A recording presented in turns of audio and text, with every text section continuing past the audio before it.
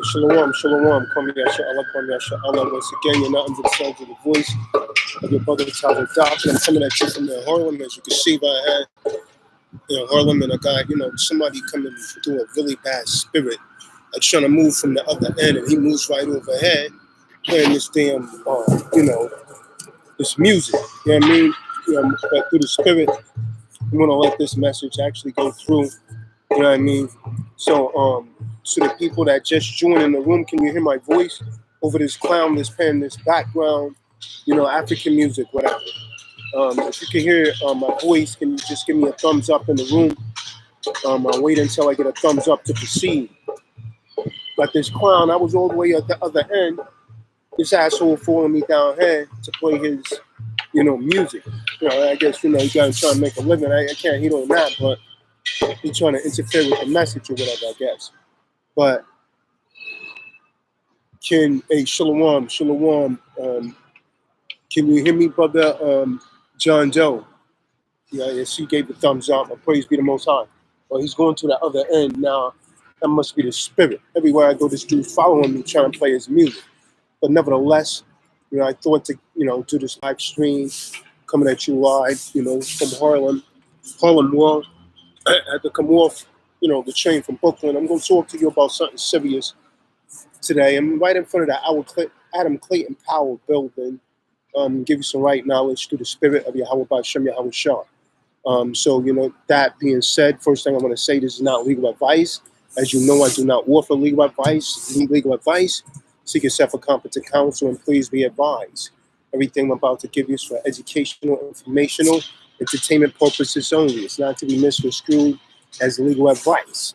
And so I will call this message right here: money, the strawman, and remedy to death. I'm going to call this Taza-doctrine. Taza-doctrine, because this is my message. So I'm going to call this Taza-doctrine. So, the FBI, the CIA, the undercover Nords continue to jack off, should I say, to your chaos. And when I say to your chaos, I'm talking to you so-called blacks, so-called Hispanics, and so-called Native Americans that don't know who you are. Why? They're jacking off their chaos. Here this dude go again. I hope you all can still hear me. He done came back.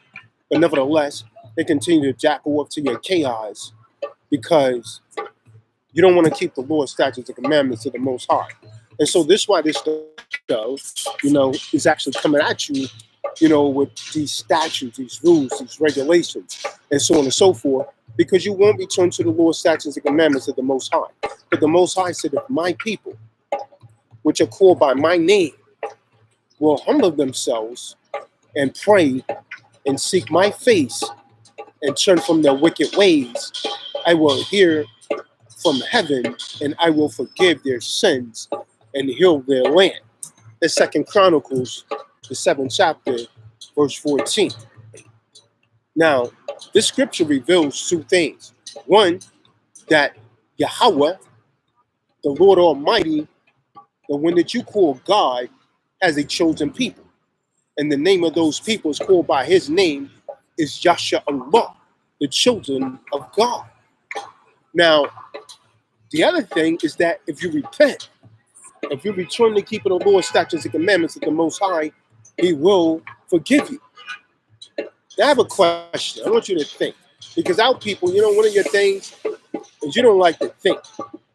You hate to think. You don't, he's like back here. You can't see that view, but you see this clown in the background, like playing.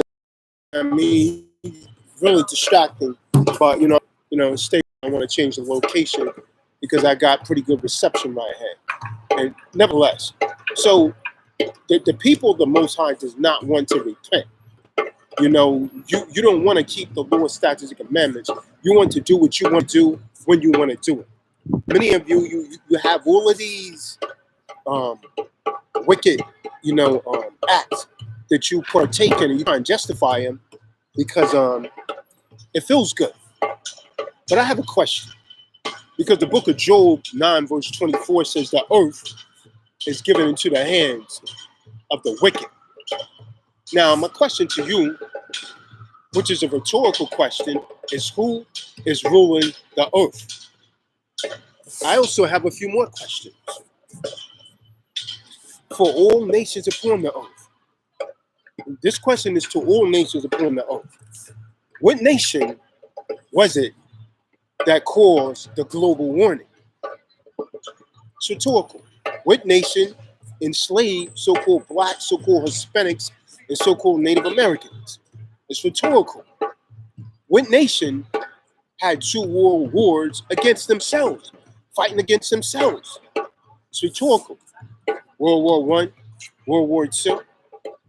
What nation deprived all people of their silver and their gold and then replaced it with a fiat currency, with fake money? It's rhetorical. Who is responsible? What nation was it that's responsible for creating inflation? Who's responsible for creating porn, where you go and you watch orgies in porn, where you watch a man or 6 or 7 men having sex with one woman? What nation created that kind of porn?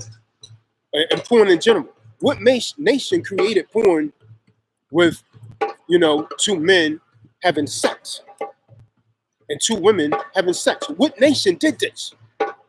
See, these questions are rhetorical, and the reason that I'm asking you these questions is because you pretend that you don't know what the hell is going on. So I'm going to ask you the questions that make you think and break those chains from off of your mouth. I don't want you to answer it. It's rhetorical. Now, knowing this, I would like to explain to you what accessory means. An accessory is someone who gives assistance to the perpetrator of a crime without directly committing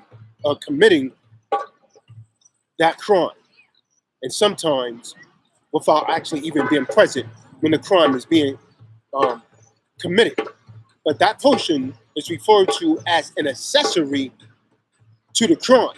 And so I'm saying that to say to you, the same nation that created all of these atrocities, the descendants of that nations are guilty of accessory to the rapes, the robs, the robbery, the murdering, the porn. All of this wickedness that you see on the face of the earth was created by a specific nation of people. And these same people are ruling a government which they refer to as the United States. Do you follow me? Are you with me? Now, there's been various crimes committed against us, the chosen people of the Most High, by the people who's responsible for keeping these crimes alive that was actually committed by their forefathers. And since you have refused to turn from your wicked ways, the Most High Yahweh, he said Abraham, he said Moses, he said Jeremiah, he said Ezekiel, he said Ezra, he said Isaiah, he said Jonah, he said Haggai, he said Malachi, and many, many more. He sent the Apostle Paul, and many, many more. But now he has sent Tazadaqshah to give you right knowledge. And many of you treat me as if I'm average. Oh, he's just an average man. He's walking around just like us. Because you see me walk around in clothes, you think that I'm average. But what if I had wings and those wings was hidden? What if I was actually part of the order of the Elohim? Would you wish that you had listened then? Would you wish that you had listened to me? See, I know you see me in the flesh. But as I previously told you again and again, I am not of this world. I came to your galaxy to teach you this truth and this right knowledge. And I hasten to say, I very well may be killed or murdered in the process of teaching you this truth. Many of us has died for this truth. John the Baptist was beheaded. because of this truth. See, I came down from another galaxy after the spirit said, Kahan, meaning priest, go teach. I did not choose this mission. So the scriptures say in the book of John 15 and 16, you did not choose me, but I chose you and appointed you. See, I am not your typical Hebrew Israelite. I keep telling you that. Scripture also, go on and say, if you are of the world would love his own. But because you are not of the world, I have chosen you out of the world. Therefore, the world hate you. So many, they don't like Tazadaq. I got a lot of haters. You know the deal. Now, knowing thus is not of this world, what if the Most High specifically ordained me and pinpointed me to come to teach you this right knowledge? You must bear me witness. There was no other Israelite teaching this lower thing until Tazadaqshah came within your midst. What if I told you that everything that you've been taught was a lie, and the only way to discover the truth is you have to have a revolution of your mind, which is complete constructive change of yourself? What if you ignore me? What if you chose to ignore me and remain debtor slaves like 99% of the population? Will you? Or will you take the next 45 minutes to an hour to listen to Tazadaqshah and then figure this entire thing out? I challenge you to do the latter. What if I told you that nothing is as it appears to be? See, I know right now you do not believe anything that I'm saying because most of you suffer from cognitive dissonance. You're programmed from reality. I'm going to say that again. You're programmed from reality, and you can actually only join into this matrix as a client, as a debtor slave, as a fiction, as a syndicate trust, as a Mason, as a Jesuit, as an Illuminati, or saying I am Rothschild. What if I told you that the man that you have worshipped your entire life was really Caesar Borgia, the second son of Pope Alexander VI of Rome, who posed for the image of fake Christ after the Renaissance? Would you stop the idolatry, or would you even care? What if I told you that the United States is really a large corporation like Walmart, that a slick group of criminals got together and decided to create a corporation and give it the name the United States, which is why they address the president as the president of the United States and not the president of America.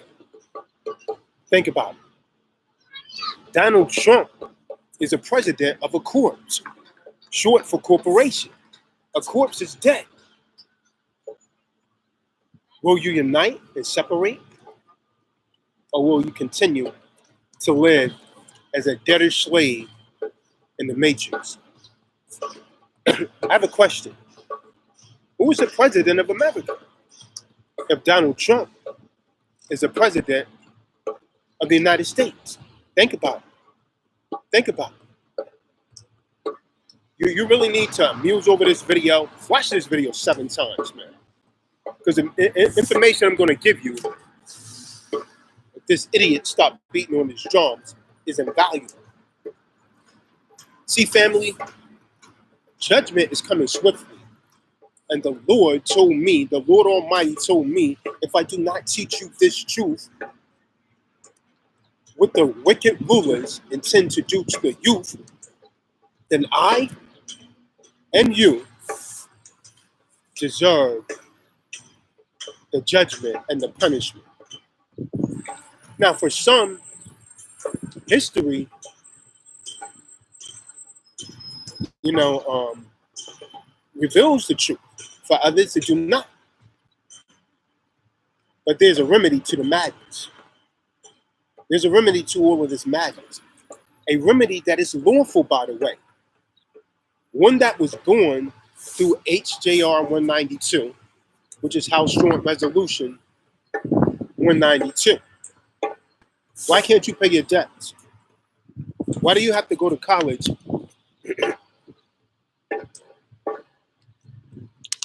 overindulge in debt and then pay these debts for the remainder of your life?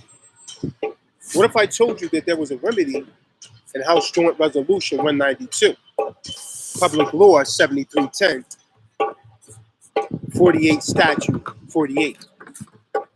So, brothers and sisters, between 1860 and the early 1900s, banking and taxing mechanism were changing through legislation.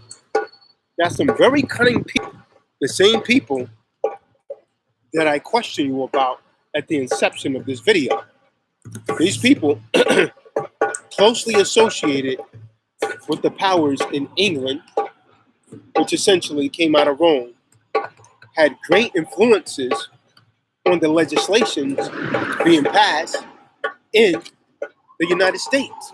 Now, of course, this legislation did not apply to the states or to the people in the states, but making the distinction was not seen to be necessary duty of the legislators.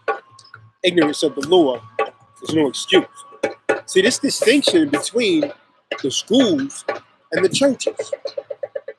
The early admiralty courts did not interpret legislation as holy at that time because the people knew when the courts were overstepping the jurisdiction. The people in this day and age don't know that. The people were in control because they knew who they were.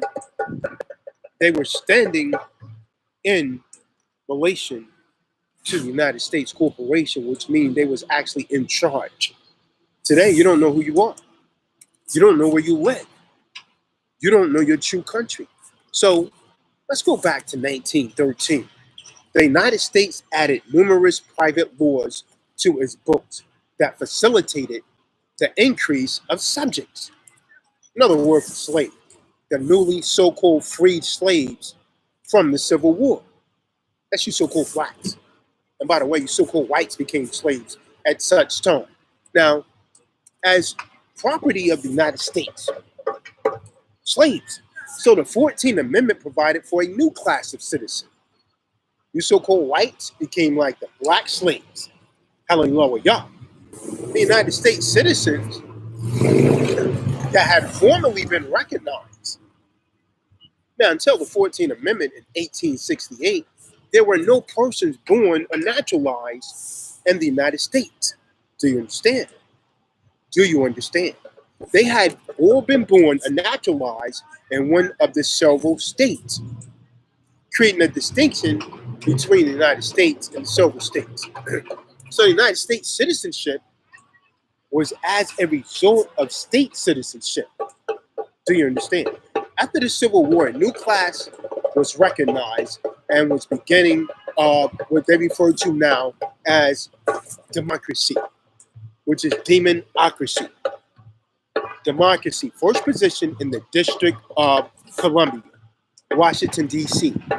Washington, D.C. Washington, D.C. So the people, these American people, the American nationals in the Republic, to be found in the several states, could choose to benefit as one of these new United States citizens by choice. See, it was a choice. See, this new class of citizens were given privileges to vote in The democracy, now not the republic, in the democracy in 1870 by what is known as the 15th Amendment. Don't believe me, go and check it out. Matter of fact, go and check out everything that I'm saying. These new citizens, subjects, were required to apply for what is now known as a marriage license. A license is a permit. They was also required to register to vote. You become a registrant. You was required to register births, for births and deaths, etc., etc. It all required to do so, all that it required to do so was an application, which is a contract. The birth certificate, which is a contract. The marriage certificate, which is a contract. Which is why I always tell you to get my book that you can clearly understand contract is law and law is contract. So these people wanted the benefits. So the benefits came with this new citizenship. If you accept the benefits, say for instance, you send your children to public school, it comes with citizenship. But with the benefits came duties and responsibilities and liabilities that were totally regulated by the legislators for the District of Columbia. Now, in 1865, the 13th Amendment opened the way for the people to volunteer into slavery to accept the benefits offered by the United States. So banking for the United States was legislated with the Federal Reserve Act, which also occurred in 1913. So the ability to decrease the currency in circulation through taxation was legislated with the 16th Amendment, again, in 1913. This is why they want to tax everything. Now, the path was provided for the control of the courts by the British Crown with the creation of the American Bar Association in what year? That's right, you guessed it, 1913. And what does the bar stand for? Anyone in the room? Can you tell me what the bar stands for? Someone type it in the room. Let's see who knows. Do, do, do, do, do. Okay. What does bar stand for? What does the acronym bar stand for? It's for British Accredited Registry, which means all lawyers, all judges, because a judge once was a lawyer, and anyone working for the courts are agents of the British Crown. Do you understand? So in the 1930s, the federal legislation provided for registrations of babies through the application for birth certificates, so government workers could get maternity leave with pay. Initially, it didn't start for you. It started for government workers. Then the states pushed for registration. By the way, keep this in mind. When you're dealing with legalese, word registration means surrender. Surrender of ownership. Keep that in mind. Use registration synonymous with surrender of ownership of cars through applications for certificate of title, and for registration of land through registration of deeds of trust, which turned the land over to the state. Now, constructed trusts secretly were created as each of the people blindly walked into the United States democracy, also known as democracy, thereby agreeing to be the sureties for debts of the United States. So the Great Depression supplied the division to keep the people's attention off what the government was doing. It was just a distraction. The Great Depression was planned. The Social Security program was implemented along with numerous other United States programs that invited the American people to volunteer to be sureties behind the United States new registered property and adhesion contracts through the United States subjects. Now, my question goes back to the beginning of this. Who did this? What nation of people did this? It's a question. And so, if Accessory makes us guilty by association, or not the descendants of the nations of people that actually did this, guilty by association. I contend that they are. That's what the law says. And where did their law come from? Their law comes from the Mosaic laws. All laws in this country derive from the Mosaic law, which is why I tell you, read the Bible, which was one of the things that all attorneys had to do, was to study the Bible previously in law school. Now, the plan was well on its path by 1933. Massive registrations, meaning surrender property, to United States agencies, including the state, because remember, the states became a franchisee of the United States. Subdivisions were arousing the United States, and its officers would get rich beyond their wildest expectations. Now, all of this was done without full disclosure of the material facts that accompany each application for registration. Understand that. And remember, that is known as fraud. So the fraud was a sufficient reason to charge all the United States officers with treason, unless a remedy could be supplied for the people to recoup their property and collect for the damages that they suffered as a result of the fraud.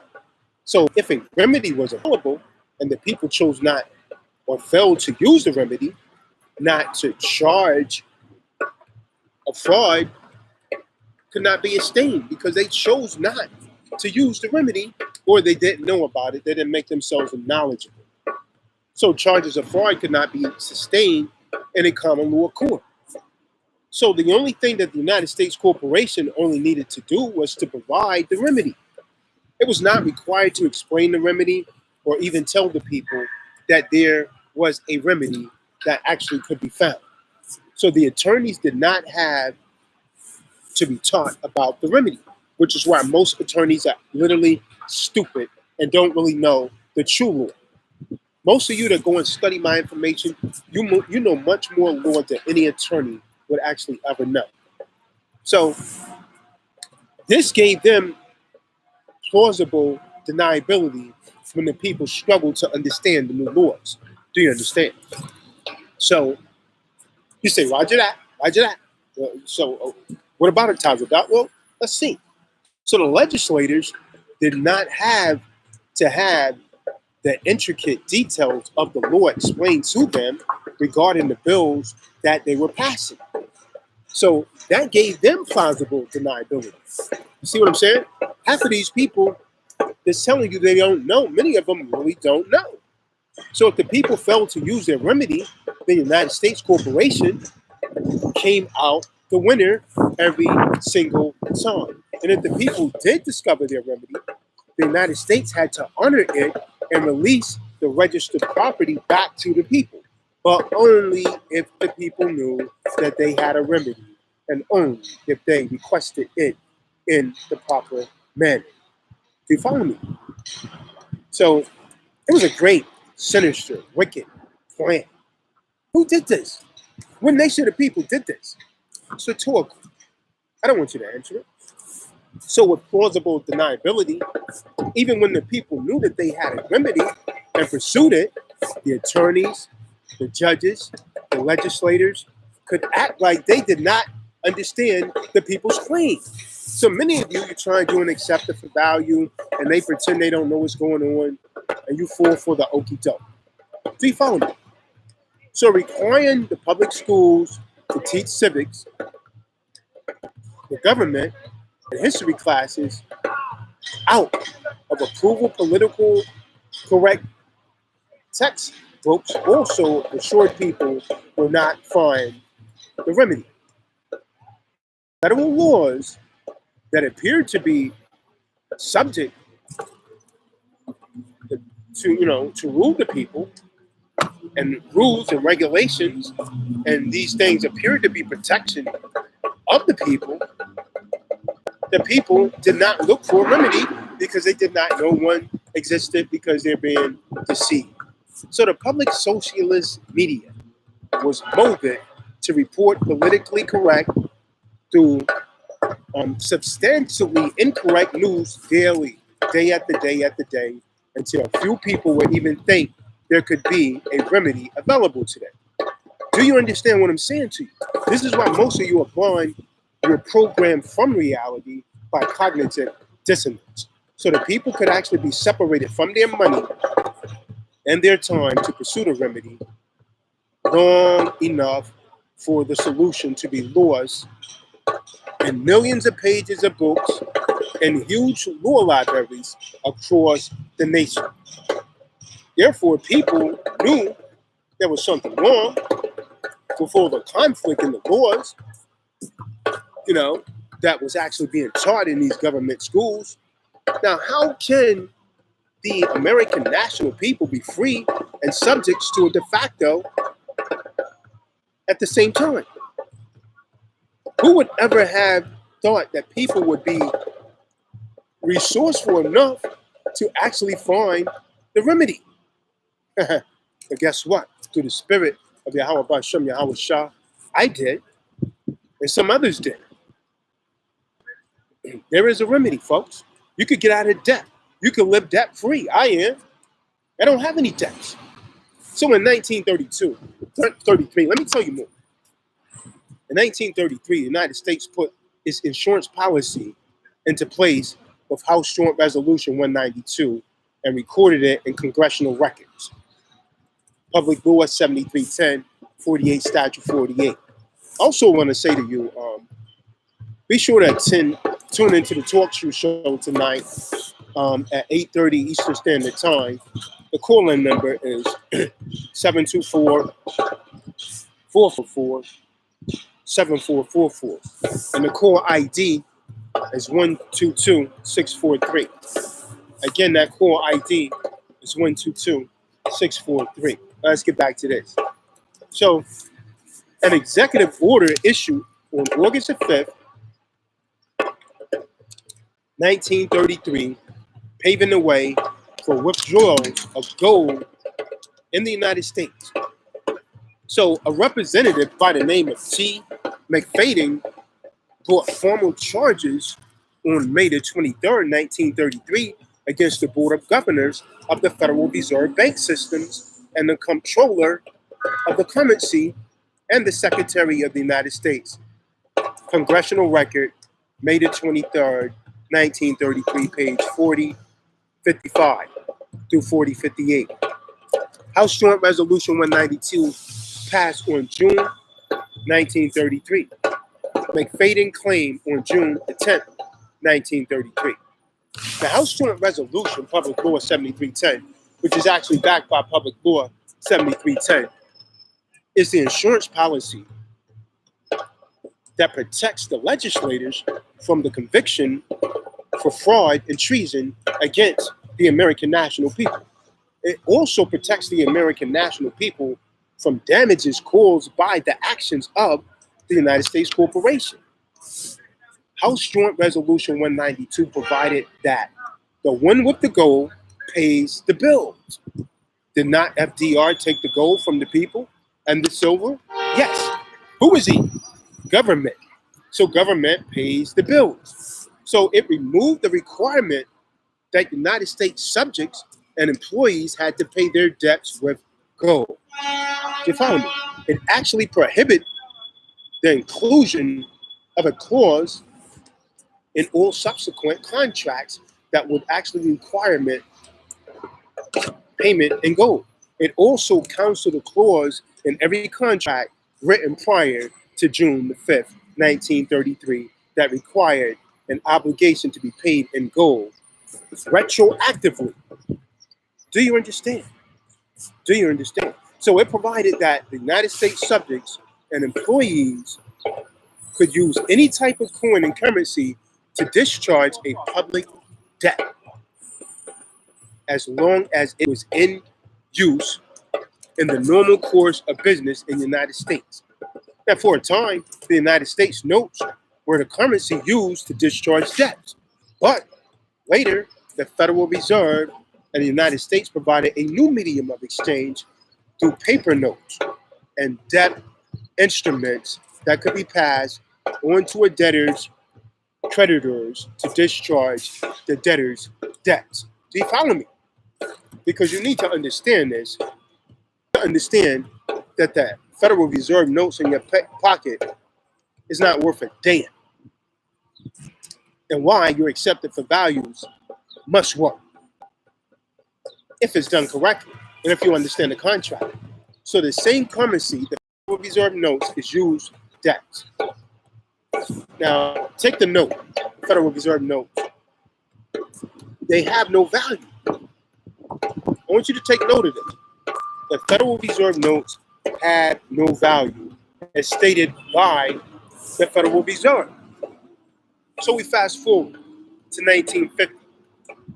The Uniform Commercial Code was presented to the states as a means of unifying the general accepted procedures for handling the new legal system, not law, but the new legal system of dealing with commercial transactions and fictions as though they were real. Do you understand what I'm saying to you, King? Do you understand what I'm saying to you, Queen? So security instruments, commercial paper is a security instrument, replace the substance a collateral for debts. Security instruments could be supported by presumptive contracts. Debt instruments with collateral and accommodating parties could be used instead of real money, which was gold and silver.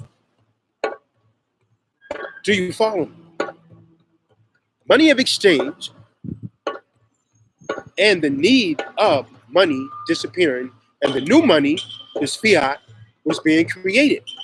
Money of account, created by bill of exchange, and a uniform system of law had to be put in place to allow the commercial venue and the courts to uphold the security instruments that depended on the commercial fictions as a basis for compelling payments or performance. Look at tender payment in your state statute.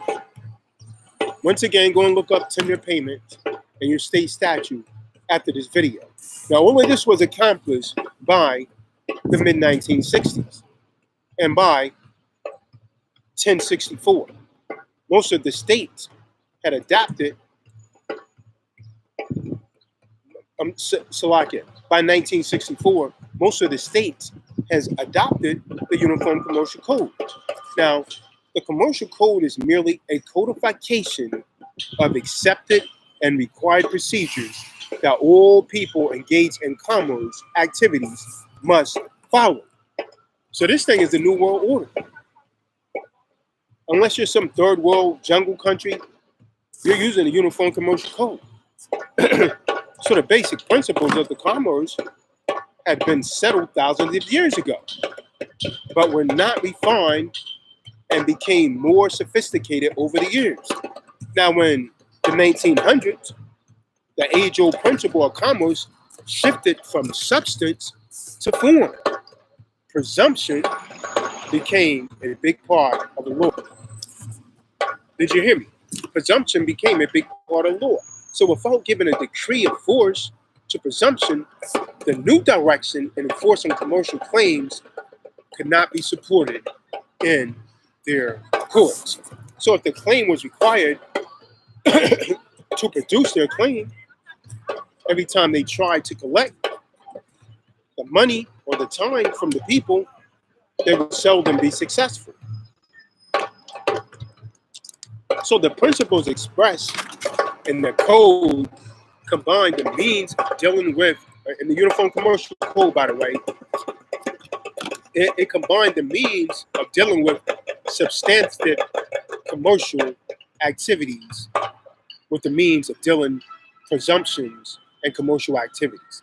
These principles work as well for people as they did for these deceivers, these wicked deceivers. So the rulers does not respect persons.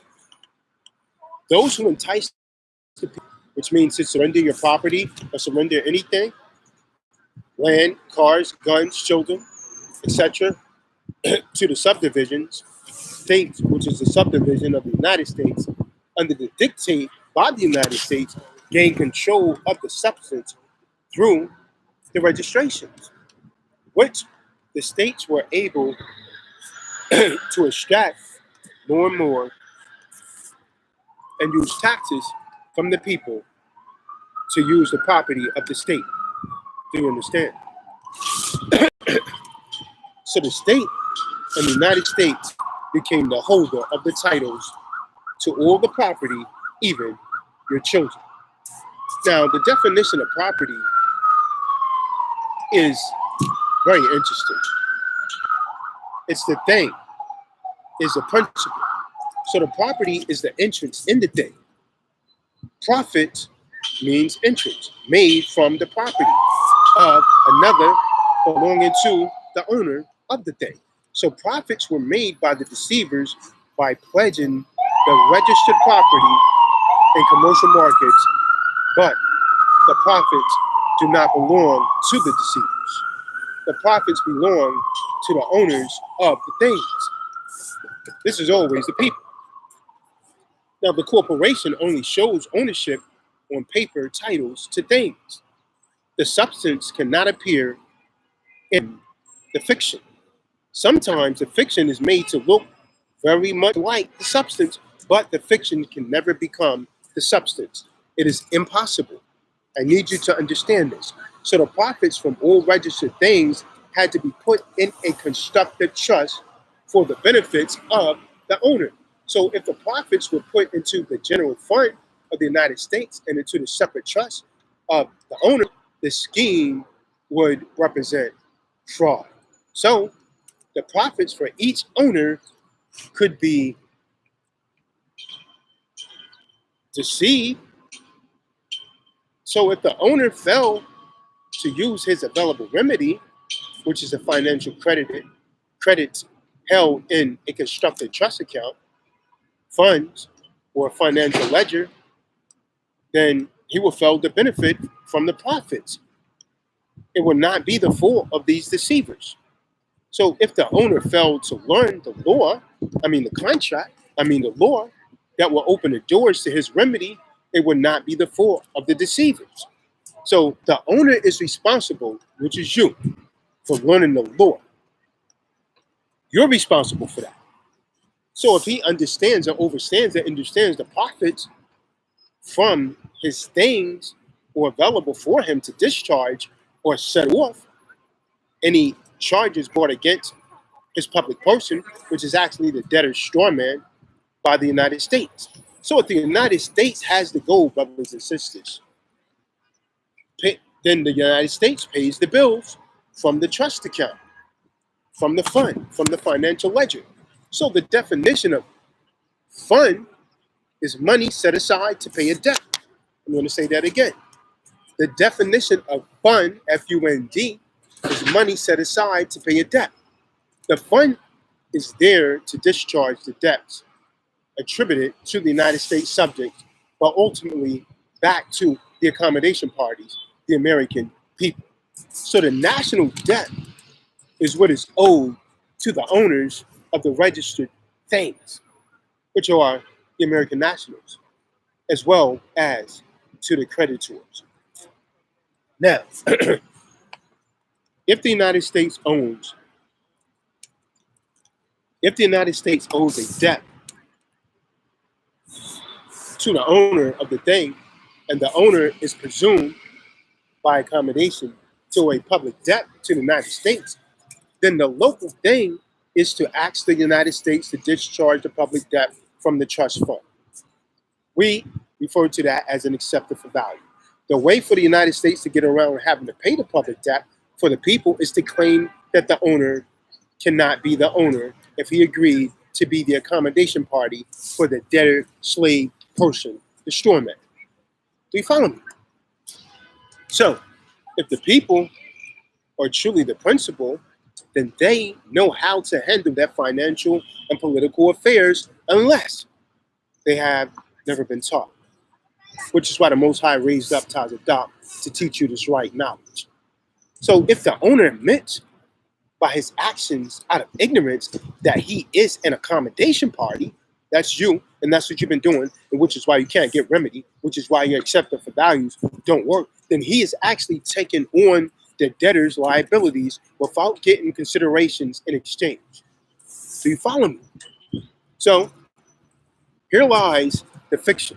Again, the owner of the thing does not have to knowingly agree to be the accommodation party for the debtor slave person. If he just has to act like he agreed, that's implied consent. So that's easy if he has a choice of going to jail or signing for the debtor person. So the presumption is that he is the accommodation party is strong enough for the courts to hold the owner of the thing liable for a tax on a thing he actually owns or owes. Do you follow? Do you understand what I'm saying to you? So debtors have or may have the use of certain things, but the things belongs to the creditor. The creditor is the master. The debtor is the servant and slave. The Uniform Commercial Code is very specific about the duties and responsibilities that a debtor has. So if the owner of the thing is presumed to be the debtor because of this previous admission and adhesion contract, he's going to have a very, very difficult time convincing the United States that it has a duty to discharge public debts from and for him. So in addition, the courts are staffed with loyal, crafty, witty, deceptive judges and lawyers who will look for every mistake that people make when trying to use their remedy. Now, these quasi owners of the property, which is the thing, after learning the law and discovering who he is in relation to the United States corporation, can file what is known as a UCC-1 financial statement for educational purposes only, and a security agreement registering his security of entrance in the artificial entity, which is the debtor person name, being in legis, which means a creature of the law. It's Latin for a creature of the law. So, your remedy is becoming a secure party creditor. Your remedy is going to my website now and becoming a secure party creditor. Your remedy is learning who you are to be a man. Your remedy is comprehending contract law, which is why you should actually order all of my books, not just one of them. So this debtor slave in legis thing was created by the United States after your mom signed the root of title, your newborn identification, and was then compelled to apply for a birth certificate. That was the act of registering her biological property, her baby, which is a substance, with the United States of New York. The United States hold the paper title, or the United States of Texas, or the United States of California. So the United States holds the paper title, which is a form, which is a contract, not the substance, which is the baby, unless you abuse it. So until you become a secure party creditor, the United States is the holder of the title to the artificial entity. Its name is spelled in all capital letters usually, or sometimes they will put Mr. and Mrs. in front of it, because some of you became aware that they are using the all capital letters name. So now they're saying Mr. Smith, Mr. Jack Smith, Mrs. Jack Smith. So, but when Tazadaqshah, up in lowercase, does his secure party creditor filing, so then he becomes the registered owner. And when Tazadaq registers the security entrance, he becomes the paramount security holder. See, it has priority over most other entrance claims in the same thing. See, the evidence is that missing in the courts is that the registered claim over the person, the all capital letters name, the person, the corporation, the owner also must notify the Secretary of State that he's now going to handle his own affairs in the future. All of this is done in the secure party creditor packet. What are you waiting for? Charge back in the secure party creditor packet. So,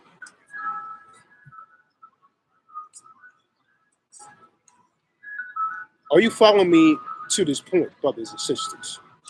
Your remedy is becoming a secure party creditor. Many of you, you're trying to do it on your own. You don't know what you're doing. You're getting in a jam. Then you want me to get you out of the jam.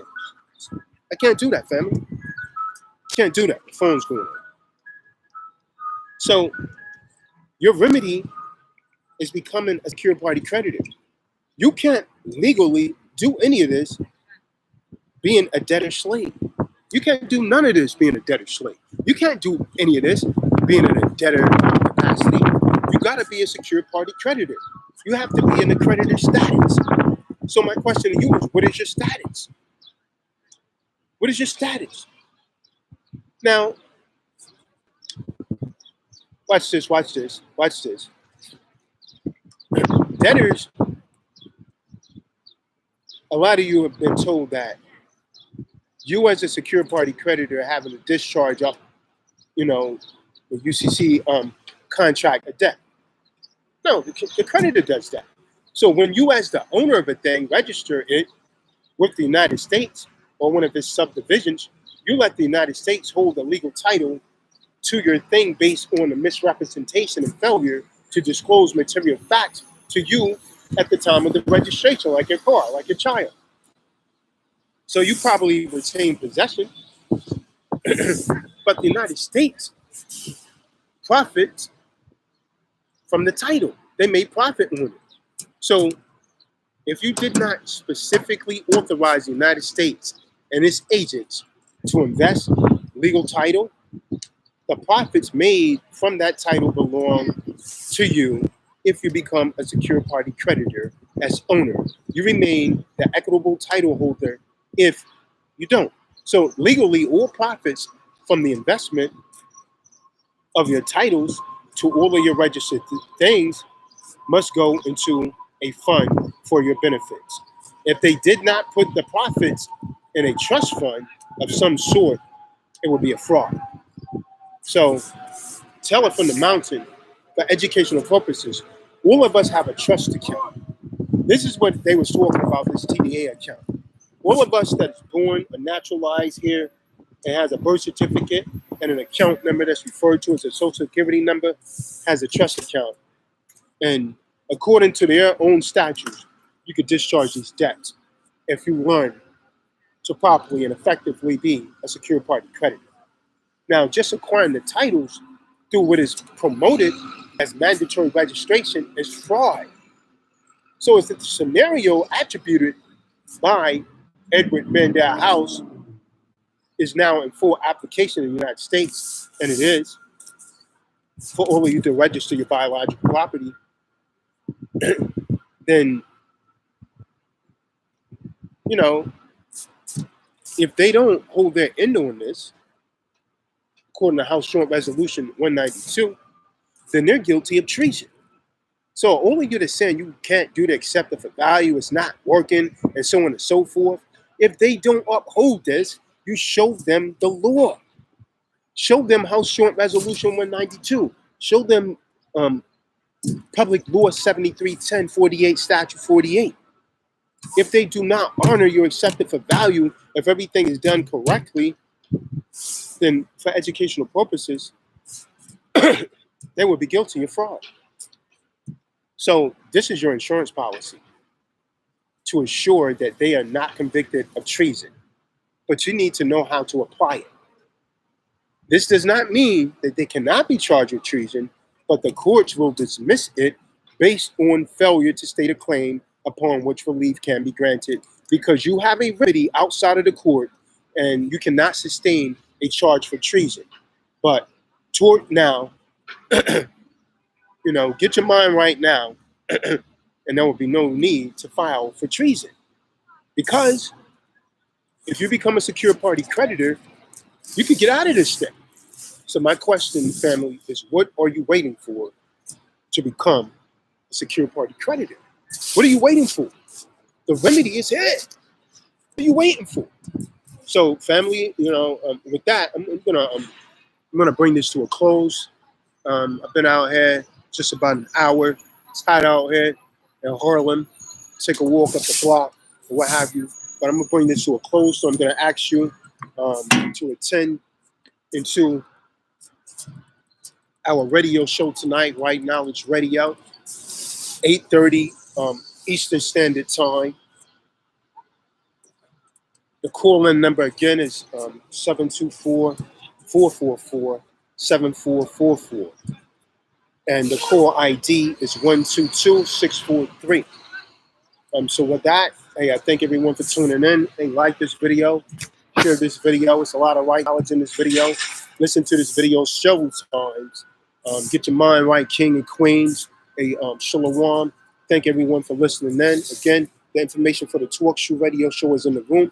For those of you that want to tune in, please do so. Tell your friends and your family and share this information. Share this right knowledge, because if you do, properly apply this method in here, you will be a free man and woman. There's a great deception going on. There's a lot of them telling you that there's no remedy, that this stuff is all a fraud. And if you're weak enough, you're going to fall for it. Don't be weak. This stuff really works. I know, I've done it myself. I've tried it. There's other people that's used it that, I got it. It worked for them. Stop being afraid and fearful. Overcome your fear. Get your minds right. And you'll find a way out of this thing. You can live debt-free, believe it or not. You can live debt-free. Get your minds right. You can live debt-free. Stop freeing the de facto. The people created the government. You're not a citizen. Stop being a citizen for de facto, because that makes you a subject, which is a slave.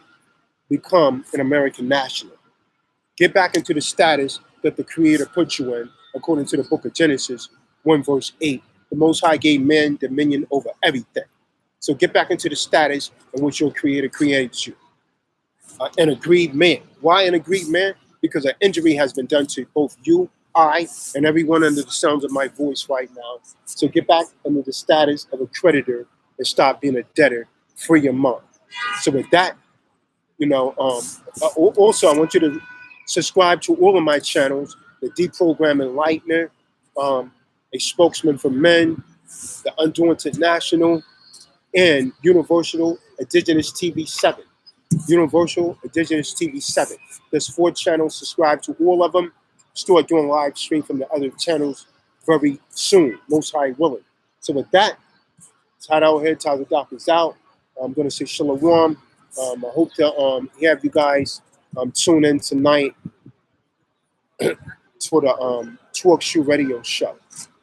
Got some things that we're going to discuss that may be of your interest. May not be of some of your interest, but it's definitely going to be of many of your interests. So with that, I'm going to say shalom, kwam yasha Allah. Tazadaq is out. Shalom.